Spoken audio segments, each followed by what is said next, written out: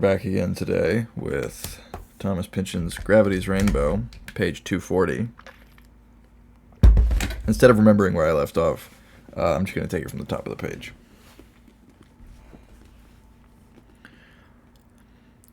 Artillery thunders through the afternoon. Russian tanks raise dust phantoms far away over the German lees. The storks are home, and the first violets have appeared. At the White Visitation, days along the chalk piece of seacoast are now fine and clear. The office girls are bundling into fewer sweaters, and breasts peeking through into visibility again. March has come in like a lamb. I do remember reading this part. That's all right. Lloyd George is dying. Stray visitors are observed now along the still forbidden beach, sitting among obsolescent networks of steel rod and cable, trousers rolled to the knee or hair unsnooted, chilly gray toes stirring the shingle. Just offshore, under water, run miles of secret piping, oil ready at a valve twist to be released and roast German invaders who belong back in dreams already old. Fuel waiting for hypergolic ignition that will not come unless now, as some junior bureaucratic rag or May uprising of the spirit, to Bavarian tunesmith Karl Orff's lively "O, totus florio, I am amor virginale, totus argeo." All this fortress coast alight, Portsmouth to Dungeness blazing for the love of spring. Plots to this effect hatch daily among the livelier heads at the White Visitation. The winter of dogs, of black snowfalls, visulous words, is ending. Soon it will be behind us. But once there, behind us, will it still go on emanating its hooded cold, however the fires burn at sea? At the Casino Hermann Göring, a new regime has been taking over. General Wyverns is now the only familiar face, though he seems to have been downgraded. Slothrop's own image of the plot against him has grown. Earlier the conspiracy was monolithic, all-potent, nothing he could ever touch. Until that drinking game, and that scene with that Katye, and all the sudden goodbyes. But now... Oh, here's the last thing we read. Proverbs for Paranoids 1. You may never get to touch the master, but you can tickle his creatures. I think that's where we left off, wasn't it?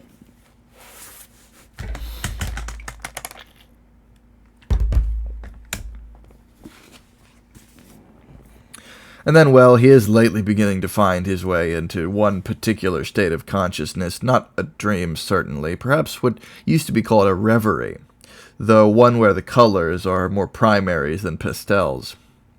And at such times, it seems he has touched, and stayed touching for a while, a soul we know, a voice that has more than once spoken through research facility medium Carol Eventier.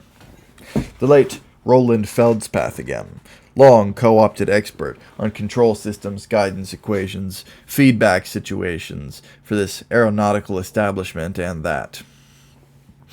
Seems that for personal reasons, Roland has remained hovering over this Slothropian space, through sunlight whose energy he barely feels, and through storms that tickled his back with static electricity, has Roland been whispering from 8 kilometers, the savage height, stationed, as he has been, along one of the last parabolas, flight paths that must never be taken. Working as one of the invisible interdictors of the stratosphere now, bureaucratized, hopelessly, on that side as ever on this.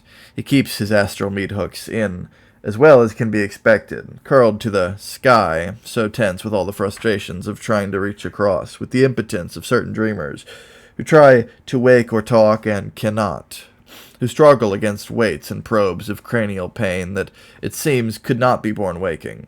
He waits, not necessarily for the aimless entrances of boobs like Slothrop here. Roland shivers. Is this the one? This? To be figurehead for the latest passage? Oh dear, God have mercy. What storms, what monsters of the aether could this Slothrop ever charm away from anyone?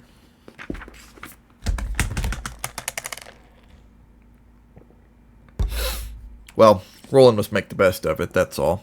If they get this far, he has to show them what he knows about control. That's one of his death's secret missions. His cryptic utterances that night at Snarksalls about economic systems are merely the folksy everyday background chatter over here, a given condition of being. Ask the Germans especially. Oh, it was a real sad story, how shoddily their schwarmerei for control was used by the folks in power. Paranoid Systems of History, or PSH, a short-lived periodical of the 1920s, whose plates have all mysteriously vanished, Natch has even suggested, in more than one editorial, that the whole German inflation was created deliberately, simply to drive young enthusiasts of the cybernetic tradition into control work.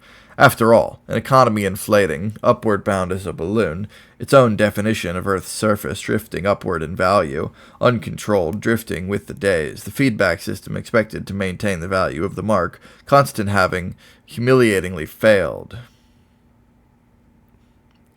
Unity gain around the loop, unity gain, zero change, and hush, that way, forever. These were the secret rhymes of the childhood of the discipline of control. Secret and terrible, as the Scarlet Histories say. Diverging oscillations of any kind were nearly the worst threat. You could not pump the swings of these playgrounds higher than a certain angle from the vertical. Fights broke up quickly with a smoothness that had not been long in coming. Rainy days never had much lightning or thunder to them, only a haughty glass grayness collecting in the lower parts, a monochrome overlook of valleys crammed with mossy deadfalls, jabbing roots at heaven, not entirely in malign playfulness, as some white surprise for the elitists up there, paying no mind, no. Valleys thick with autumn, and in the rain, a withering, spinsterish brown behind the gold of it. Very selectively blighted rainfall teasing you across the lots and into the back streets, which grow ever more mysterious and badly paved and more deeply platted, lot giving way to crooked lot 7 times, and often more, around angles of hedge, across freaks of the optical daytime, until we have passed, fevered, silent, out of the region of streets itself, and into the countryside, into the quilted dark fields and the wood, the beginning of the true forest, where a bit of the ordeal ahead starts to show, and our hearts to feel afraid. But just as no swing could ever be thrust above a certain height, so, beyond a certain radius, the forest could be penetrated no further. A limit was always there to be brought to. It was so easy to grow up under that dispensation. All was just as wholesome as could be. Edges were hardly ever glimpsed, much less flirted at or with. Destruction, oh, and demons, yes, including Maxwell's, were there, deep in the woods, with other beasts vaulting among the earthworks of your safety. So was the rocket's terrible passage reduced, literally, to bourgeois terms, terms of an equation such as that elegant blend of philosophy and hardware, abstract change and hinged pivots of real metals, which describes motion under the aspect of yaw control. D squared phi over d2 plus sigma times d phi over dt plus, I think, I don't know what that is.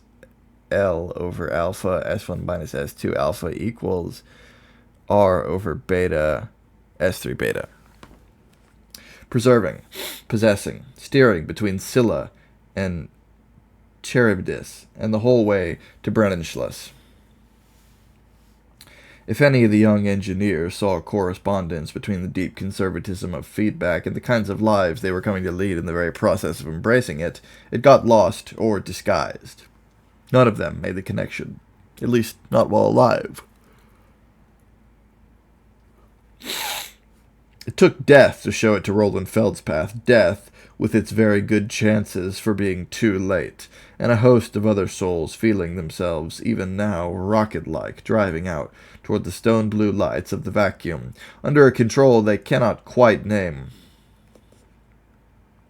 The illumination out here is surprisingly mild, mild as heavenly robes, feeling of population and invisible force, fragments of voices, glimpses into another order of being.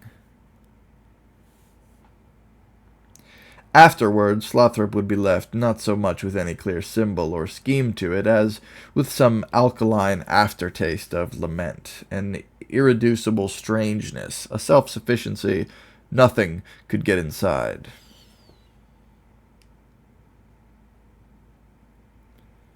Excuse me for 1 second.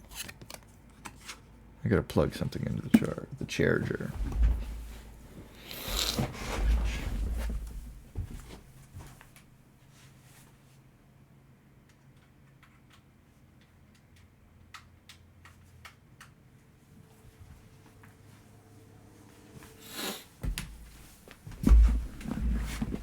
They have such worse battery life than my headphones. That sucks.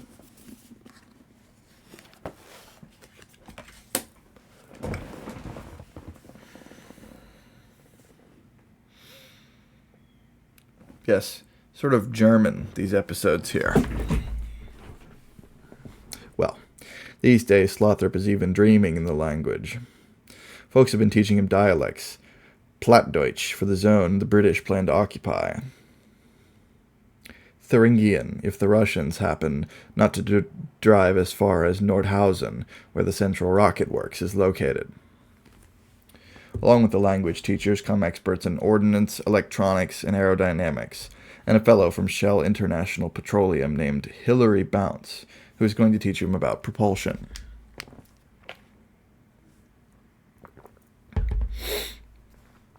It seems that early in 1941, the British Ministry of Supply let a £10,000 research contract to Shell, wanted Shell to develop a rocket engine that could run on something besides cordite, which was being used in those days to blow up various sorts of people at the rate of oodles and oodles of tons an hour, and couldn't be spared for rockets.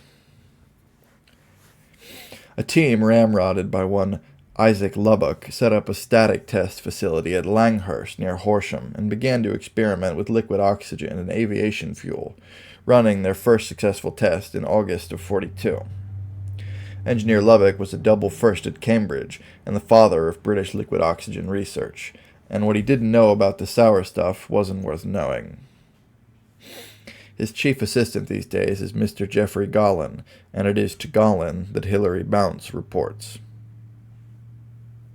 Well, I'm an Esso man myself, Slothrop thinks he ought to mention. My old short was a gas gobbler, all right, but a gourmet. Any time he'd used that shell, I had to drop a whole bottle of that bromo in the tank just to settle that poor fucking terraplane's plumbing down. Actually, the eyebrows of Captain Bounce, a 110% company man, going up and down, earnestly, to help him out. We handled only the transport and storage end of things then. In those days, before the Japanese and the Nazis, you know, production and refining were up to the Dutch office in The Hague. Slothrop, poor sap, is remembering Katje, lost Katje, saying the name of her city, whispering Dutch love words as they move down sea mornings, now another age, another dispensation. Wait a minute. That's Baft Petroleum Maatschappij NV? Right. It's also the negative of a Reco photograph of the city, dark brown, festooned with water spots. Never enough time to let these dry out completely. Are you blokes aware? They're trying to teach him English too, heaven knows why, and it keeps coming out like Cary Grant. That Jerry, old Jerry, you know, has been in that The Hague there, shooting his bloody rockets at that London, and using the Royal Dutch Shell headquarters building that at the Joseph Israelplein, if I remember correctly, for a radio guidance transmitter. What bizarre shit is that, old man? Bounce stares at him, jingling his gastric jewelry, not knowing what to make of Slothrop exactly. I mean, Slothrop's now working himself into a fuss over something that only disturbs him dimly. Nothing to kick up a row over, is it? Doesn't it strike you as just a bit odd, you Shell chaps working on your liquid engine, your side of the channel, you know, and their chaps firing their bloody things at you with your own blasted Shell transmitter tower, you see? No, I can't see that it makes... What are you getting at? Surely they'd simply have picked the tallest building they could find that's in a direct line from their firing sites to London. Yes, and at the right distance, too, don't forget that. Exactly 12 kilometers from the firing site. Hey? That's exactly what I mean. Wait. Oh, wait. Is that what he means? Well, I'd never have thought of it that way. Neither have I, Jackson. Oh, me neither, folks. Hilary balanced in his puzzled smile. Another innocent, a low-key enthusiast, like Sir Stephen Dodson Truck, but Proverbs for Paranoids 2. The innocence of the creatures is in inverse proportion to the immorality of the master. I hope I haven't said anything wrong. Why is that? You look... Bounce, aspirating what he means to be a warm little laugh. Worried. Worried, all right, by the jaws and teeth of some creature, some presence, so large nobody else can see it. There! That's the monster I was telling you about. That's no monster, stupid, that's clouds. No, can't you see? It's his feet. Well, Slothrop can feel this beast in the sky. Its visible claws and scales are being mistaken for clouds and other plausibilities, or else everyone has agreed to call them other names when Slothrop is listening. It's only a wild coincidence, Slothrop. He will learn to hear quote marks in the speech of others. It's a bookish kind of reflex. Maybe he's genetically predisposed. All those earlier Slothrops packing Bibles around the blue hilltops as part of their gear, memorizing chapter and verse, the structures of arcs, temples, visionary thrones, all the materials and dimensions. Data behind which always, nearer or farther, was the numerous certainty of God. Well, what more appropriate way for Tyrone to get it one cold morning than this? It's a blueprint of a German parts list, reproduced so crummy he can hardly read the words. Vorrichtung für die Isolierung 011556543. Now, what's this? He knows the number by heart. It's the original contract number for the A4 rocket as a whole. What's an insulation device doing with the aggregate's contract number? And a DE rating, too. The highest Nazi priority there is? Not good. Either our clerk at OKW fucked up, which is not unheard of, or else he just didn't know the number, put the rockets in as the next best thing. Claim, part, and work numbers all have the same flag note, which directs Slothrop to document SG-1. Flag note on the flag note says, Geheim Kommandosach. This is a state secret in the meaning of 35R5138. Say, he greets General Wyvern, nipping in through the door. Like to get a hold of a copy of that document SG-1. Haw haw, replies the general. So would our chaps, I imagine. Quit fooling. Every piece of Allied intelligence on the A4, however classified, gets stuffed into a secret funnel back in London, and all comes out in Slothrop's fancy cell at the casino. So far, they've held back nothing. Slothrop, there are no SG documents. First impulse is to rattle the parts list in the man's face, but today he is the shrewd Yankee foxing the redcoats. Oh, well, maybe I read it wrong. Making believe look around the paper-littered room. Maybe it was a 56 or something. Jeepers, it was just here. Fixed. Welcome back. The general goes away again, leaving Slothrop with a puzzle. Kind of a, well, not an obsession, really. Not yet. Opposite the parts listing, over in the materials column now, here's Imipolex G. Oh, really? Insulation device made of Imipolex G, eh? He kicks around the room looking for his handbook of German trade names. Nothing even close to it there. He locates next a master materials list for the A4 and all its support equipment, and there's sure no Imipolex G in that either. Scales and claws and footfalls no one else seems to hear. Something wrong? Hilary bounced again with his nose in the doorway.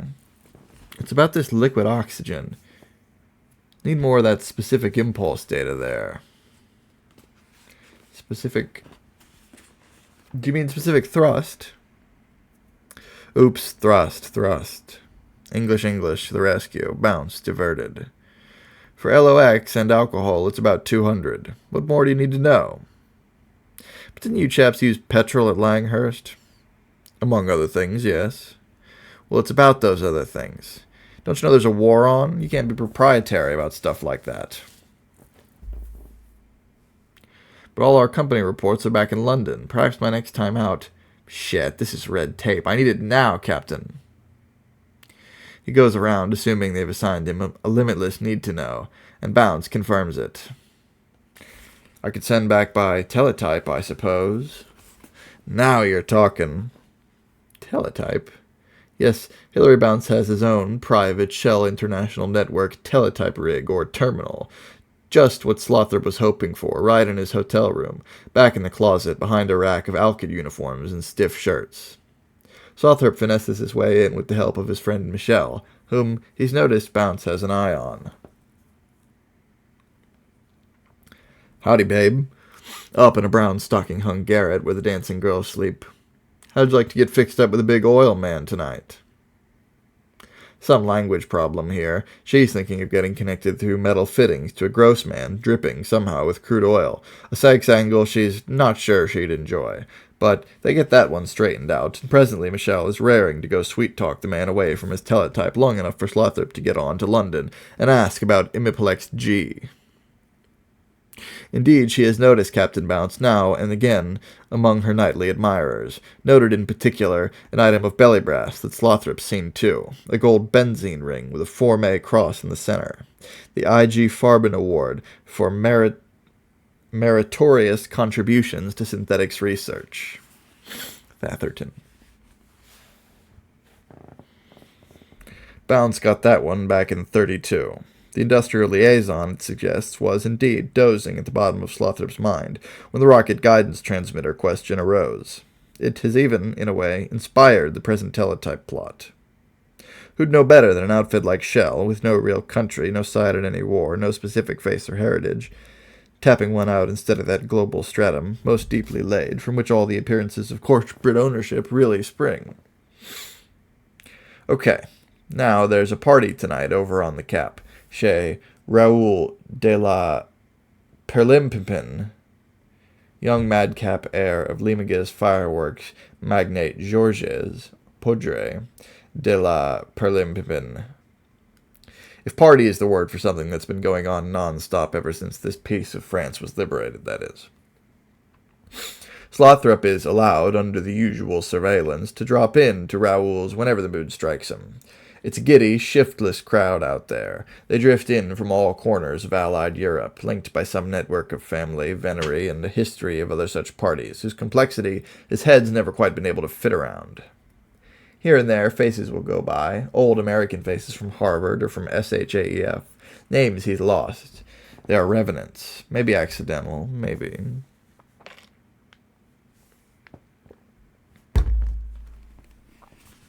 It is to this party that Michelle has seduced Hilary Bounce, and for which Slothrop, soon as his reply from London has come nattering through, in clear, on Bounce's machine, now proceeds to dude himself up for. He'll read the information through later, singing, "With my face shined up like a microphone, and a stack home on my hair, I'm just as suave as an ice cream cone, say, I'm Mr. Debonair." And turned out in a green French suit of wicked cut, with a subtle purple check in it, broad flavored tie won out of the Trente et Quarante table, brown and white wingtip shoes with golf cleats and white socks. Slothrop tops up now with a midnight blue snap-brim fedora, oh my god, and is away, clickety-clack out of the foyer of the Casino Hermann Göring, looking sharp, I'll say. As he exits, a wiry civilian, disguised as the street service's notion of an Apache, eases away from a niche in the portiere and follows Slothrop's cab out the winding dark road to Raoul's party. There's the end of that section.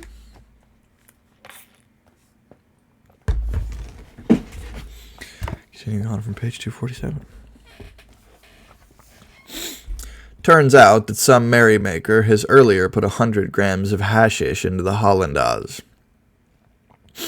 Word of this has got around. There's been a big run on broccoli. Roasts lie growing cold on the room-long buffet tables. A third of the company are already asleep, mostly on the floor. It is necessary to thread one's way among bodies to get to where anything's happening. What is happening is not clear. There are the usual tight little groups out in the gardens dealing. Not much spectacle tonight. A homosexual triangle has fizzed over into pensions and recriminations so as to block the door to the bathroom.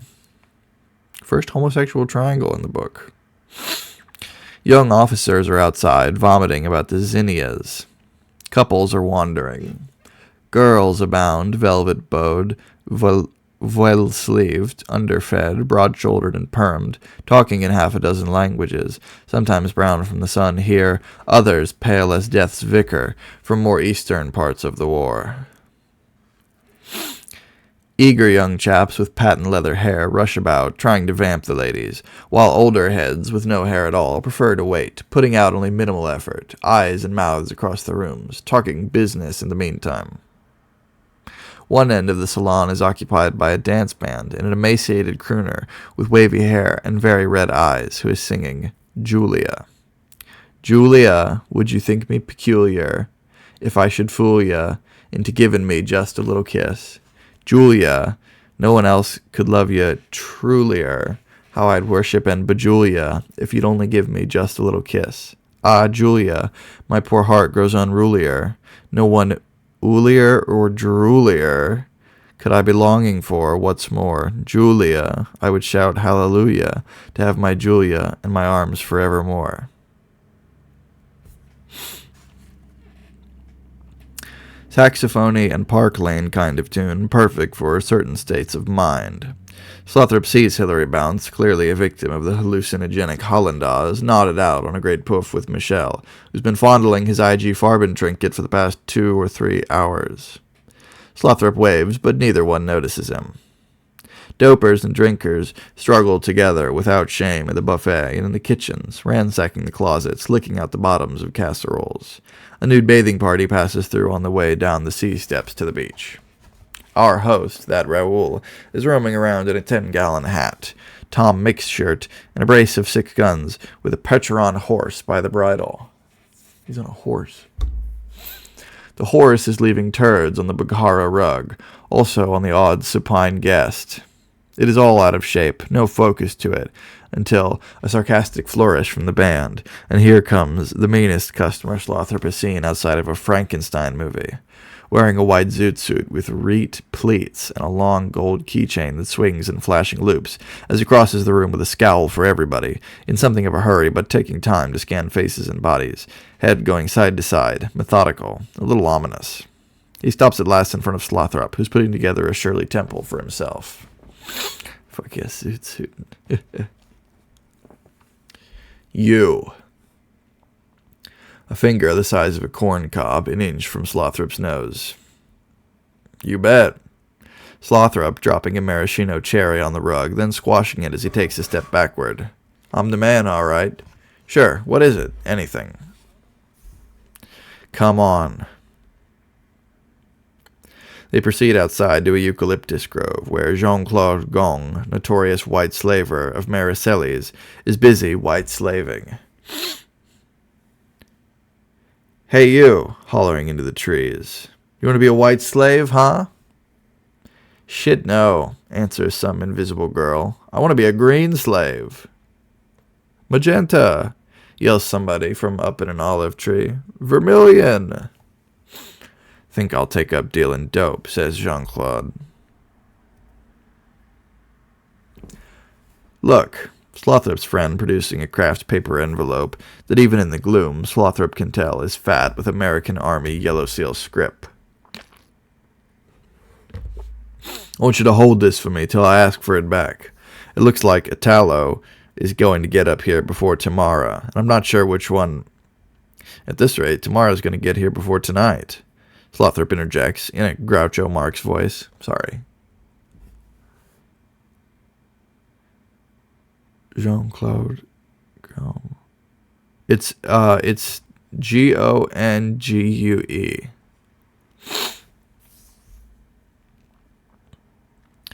Don't try to undermine my confidence in you, advises the large one. You're the man. Right. Slothrop tucking envelope inside pocket. Say, where'd you get that zoot you're wearing there? What's your size? 42 medium. You shall have one. And so saying, he rumbles off back inside.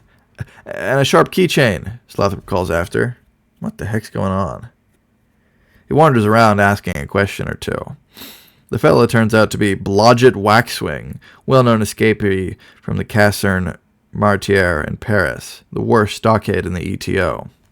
Waxwing's specialty is phoning documents of various sorts, PX ration cards, passports, sold bouquet, while stealing in army hardware, also as a sideline. He's been AWOL off and on since the Battle of the Bulge, and with a death rap for that over his head, he still goes into U.S. Army bases at night to the canteens to watch the movies, provided they're westerns. He loves those shit kickers. The sound of hoofbeats through a metal speaker across 100 yards of oil drums and deuce and half ruts in the foreign earth makes his heart stir, as if a breeze blew there. He's got some of his many contacts to run him off a master schedule of every movie playing in every occupation town in the theater, and he's been known to hotwire a general's jeep just to travel up to that Poitiers for the evening to see a good old Bob Steele or Johnny Mac Brown. His picture may hang prominently in all the guard rooms and be engraved in thousands of Snowdrop's brains, but he has seen the return of Jack Slade 27 times.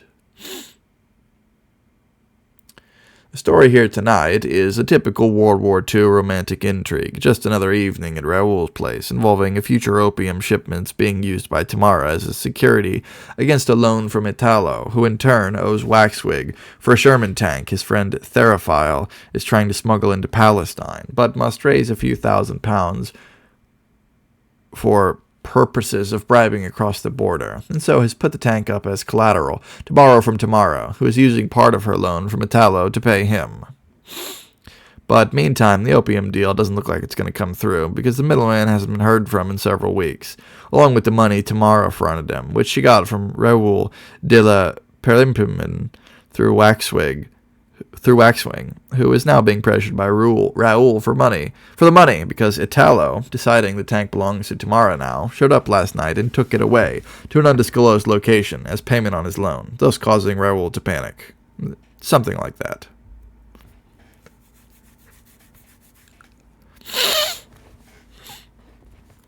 Slothrop's tale is being made in decent prepositions by two of the homosexuals who've been fighting in the bathroom. Bounce and Michelle are nowhere in sight, and neither's that Waxwing. Raoul is talking earnestly to his horse.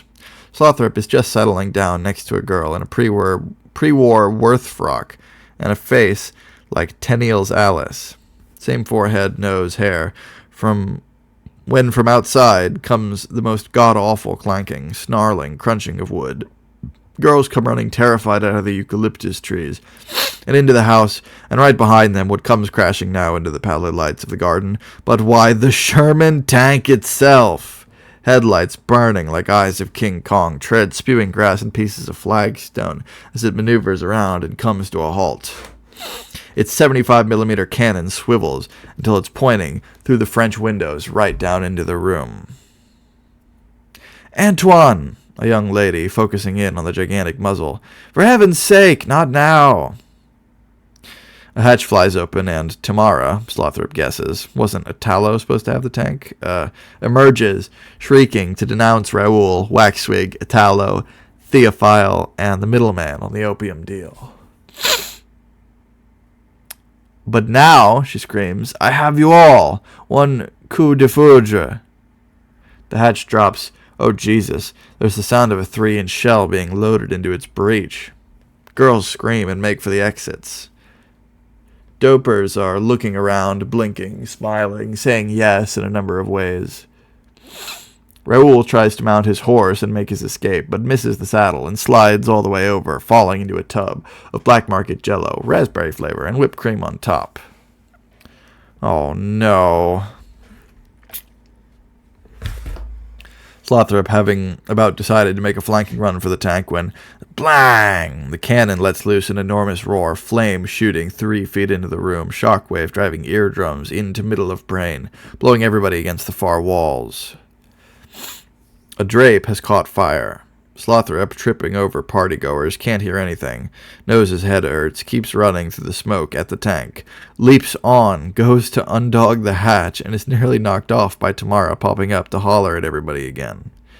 After a struggle, which shouldn't be without its erotic moments, for Tamara is a swell enough looking twist with some fine moves, Slothrop manages to get her in a come-along and drag her down off the tank, but loud noise and all. Look, he doesn't seem to have an erection.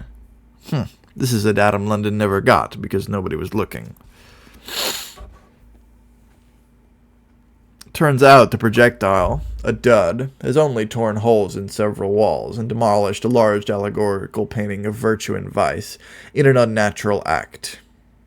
Virtue had one of those dim, faraway smiles. Vice was scratching his shaggy head, a little bewildered. The burning drapes been put out with champagne. Raoul is in tears, thankful for his life, wringing Slothrop's hands and kissing his cheeks, leaving trails of jello wherever he touches. Tamara is escorted away by Raoul's bodyguards. Slothrop has just disengaged himself and is wiping the jello off his suit when there is a heavy touch on his shoulder. You were right. You are the man. That's nothing. Errol Flynn frisks his mustache. I saved a dame from an octopus not so long ago. How about that? With one difference, says Blodgett Waxwing. This really happened tonight, but that octopus didn't. How do you know? I know a lot. Not everything, but a few things you don't. Listen, Slothrop, you'll be needing a friend, and sooner than you think. Don't come here to the villa. It may be too hot by then, but you can make it as far as nice. He hands over a business card, embossed with a chess knight, and an address on Rue Rossini. I'll take the envelope back. Here's your suit. Thanks, brother. He's gone. His talent is just to fade when he wants to. The zoot suit is in a box, tied with a purple ribbon. Keychain's there, too. They both belong to a kid who used to live in East Los Angeles named Ricky Gutierrez. During the Zoot Suit riots of 1943, young Gutierrez was set upon by a carload of Anglo vigilantes from Whittier, beaten up, while the LA police watched and called out advice, then arrested for disturbing the peace. The judge was allowing Zoot Suiters to choose between jail and the army.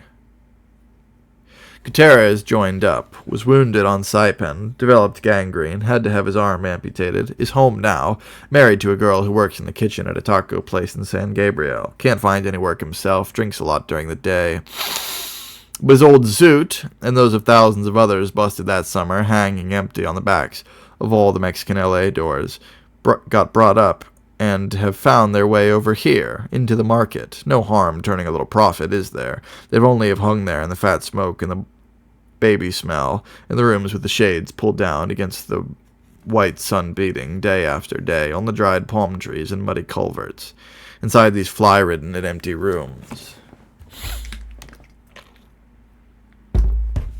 That's the end of another section.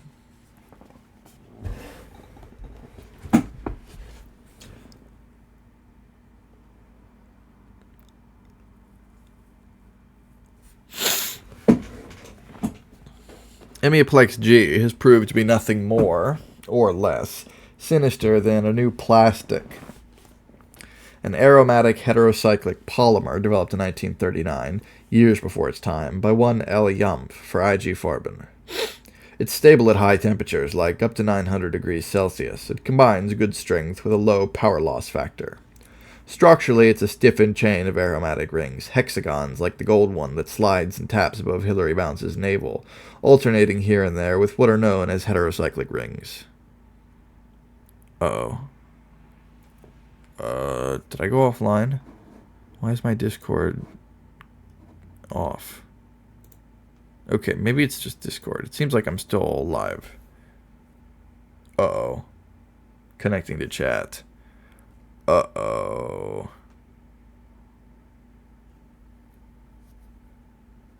That's not a good sign. Okay, well,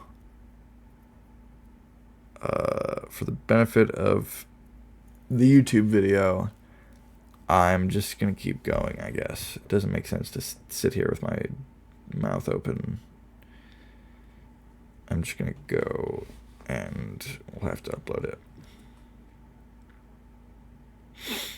The origins of Imiplex G are traceable back to early research done at DuPont.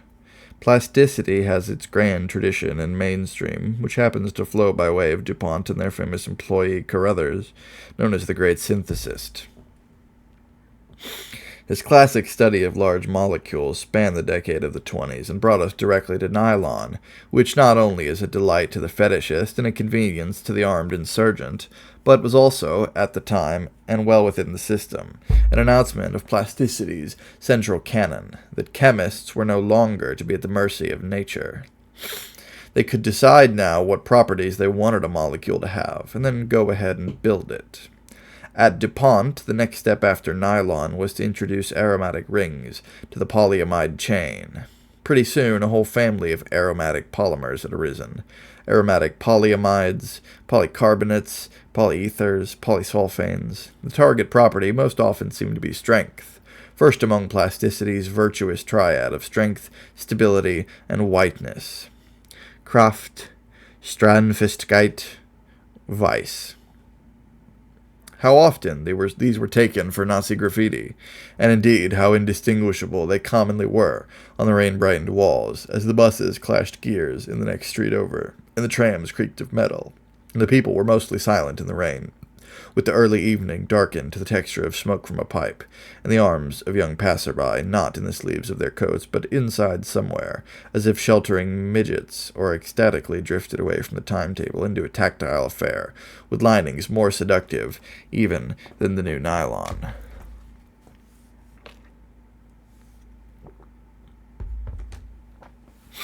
L. Yamp, among others, then proposed, logically, dialectically, taking the parental polyamide sections of the new chain and looping them around into rings too, giant heterocyclic rings, to alternate with the aromatic rings. This principle was easily extended to other precursor molecules. A desired monomer of high molecular weight could be synthesized to order, bent into its heterocyclic ring, clasped and strung in a chain, along with the more natural benzene or aromatic rings. Such chains would be known as aromatic heterocyclic polymers. One hypothetical chain that Yamp came up with just before the war was later modified into Imiplex G. Yamp at the time was working for a Swiss outfit called Psychochemie AG, originally known as Grossley Chemical Corporation, a spin-off from Sandoz, where, as every schoolchild knows, the legendary Dr. Hoffman made his important discovery. In the early 20s, Sandoz, Ciba, and Geigy had got together in a Swiss chemical cartel. Shortly after, Yamp's firm was also absorbed. Apparently, most of Grossley's contracts had been with Sandoz anyway.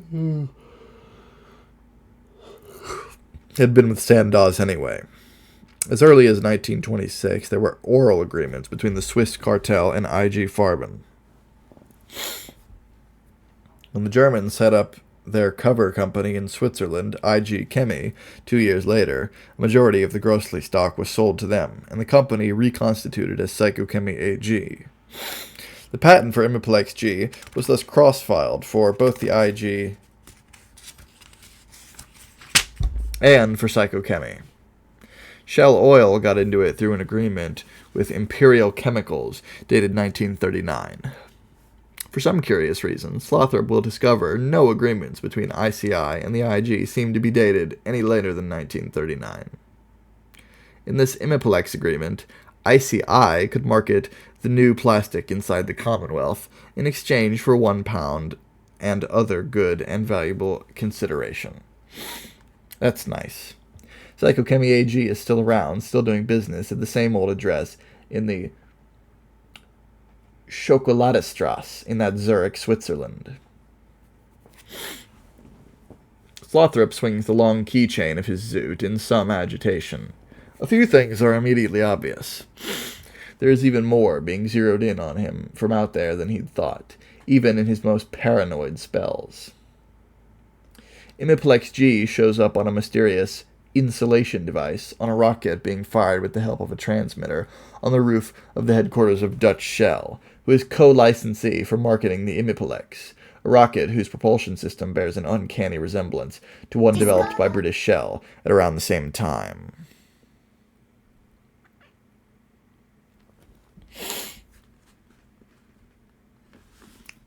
Oh, are we back? I believe there was a problem there, but it's hopefully over.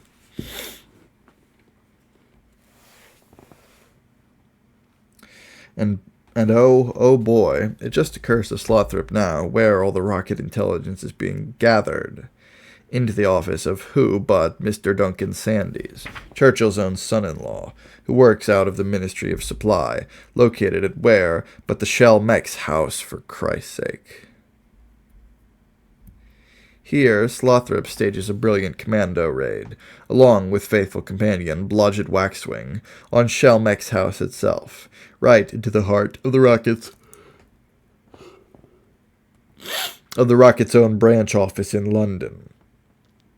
Mowing down platoons of heavy security with his little Sten, kicking aside nubile and screaming RWAC secretaries. Who else is there to react, even in play? Savagely looting files, throwing Molotov cocktails, the Zoot Suit Zanies at last crashing into the final sanctum, with their trousers up around their armpits, smelling of singed hair, spilled blood, to find not Mr. Duncan Sandys cowering before their righteousness, nor open window,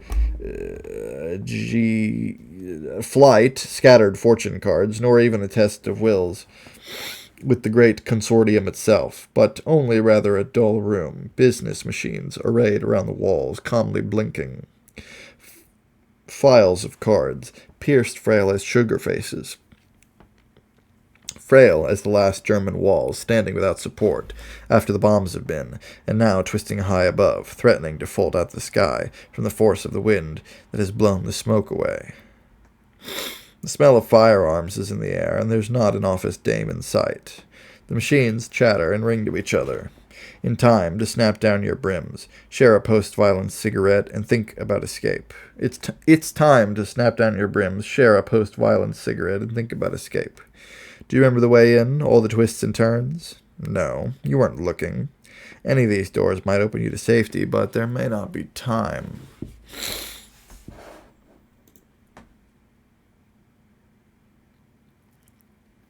I'll have to get that recording and fill in the gaps between the shitting horse. Yeah, I'll put it up tonight.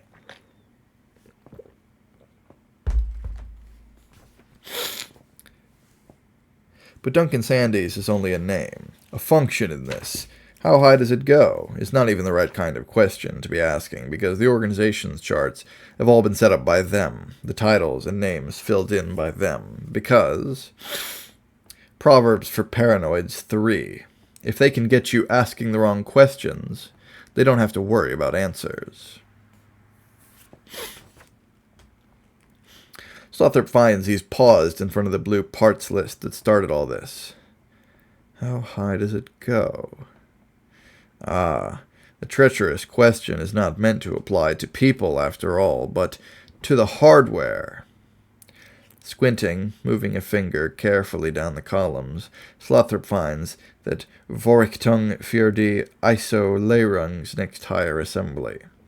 S. Gerat. Gerat. 11/0000. If this number is the serial number of a rocket, as its form indicates, it must be a special model. Slothrop hasn't even heard of any with 4 zeros, let alone 5. Nor an S. Gerat either. There's an I and J. Gerat there in the guidance. Well, document SG1, which isn't supposed to exist, must cover that. Out of the room, going no place special, moving to a slow drumbeat in his stomach muscles. See what happens. Be ready. In the casino restaurant, not the slightest impedance at all to getting in. No drop in temperature perceptible to his skin. Slothrop sits down at a table where somebody has left last Tuesday's London Times. Hasn't seen one of them in a while.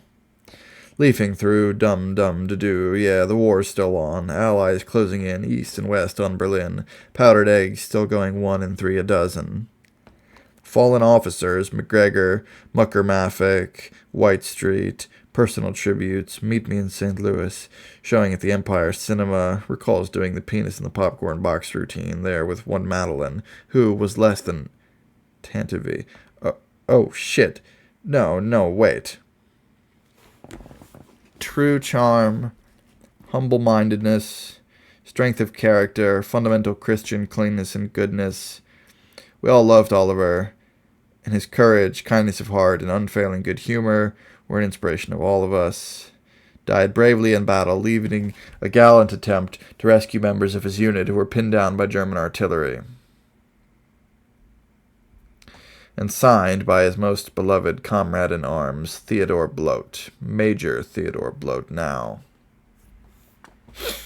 Staring out the window, staring at nothing, gripping a table knife so hard, maybe some bones of his hand will break. It happens sometimes to lepers. Failure of feedback to the brain. No way to know how fiercely they may be making a fist. You know those lepers. Well. 10 minutes later, back up in his room, he's lying face down on the bed, feeling empty. I've been there before. Can't cry, can't do anything. They did it. They took his friend out to some death trap, probably let him fake an honorable death, and then closed up his file. It will occur to him later that maybe the whole story was a lie. They could have planted it easy enough in that London Times, couldn't they? Left the paper for Slothrop to find, but by the time he figures that one out, there'll be no turning around. At noon, Hilary Bounce comes in, rubbing his eyes, wearing a shit-eating grin. How was your evening? Mine was remarkable. Glad to hear it. Slothrop is smiling. You're on my list too, pal. This smile asked from him more grace than anything in his languid American life ever has up till now. Grace he always imagined himself short on, but it's working. He's surprised, and so grateful that he almost starts crying then. The best part of all is not that Bounce appears fooled by the smile, but that Slothrop knows now that it will work for him again.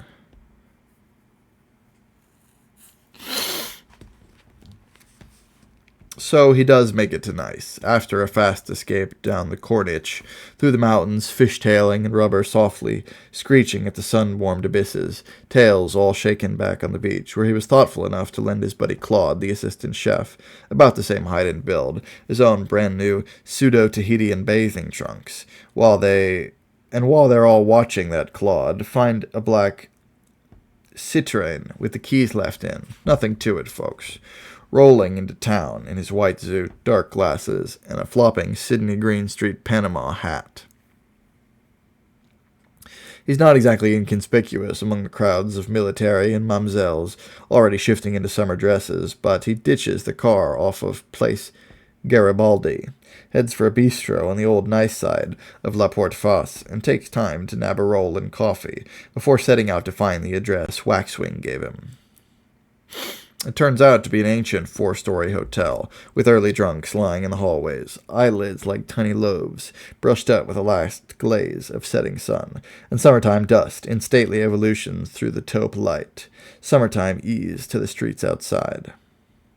April summertime, as the great vortex of redeployment from Europe to Asia hoots past, leaving many souls each night to cling a bit longer to the tranquilities here, this close to the drain hole of Marseilles, the next to last stop on the paper cyclone that sweeps them back from Germany, down the river valleys, beginning to drag some from Antwerp and the northern ports too now, just as the vortex grows more sure, as preferential paths are set up. Just for the knife edge, here in the Rue Rossini, there comes to Slothrop the best feeling dusk in a foreign city can bring, just where the sky's light balances the electric lamplight in the street. Just before the first star, some promise of events without cause, surprises, a direction at right angles to every direction his life has been able to find up till now. It's a good stopping point, I think. Slothrop has made his big escape.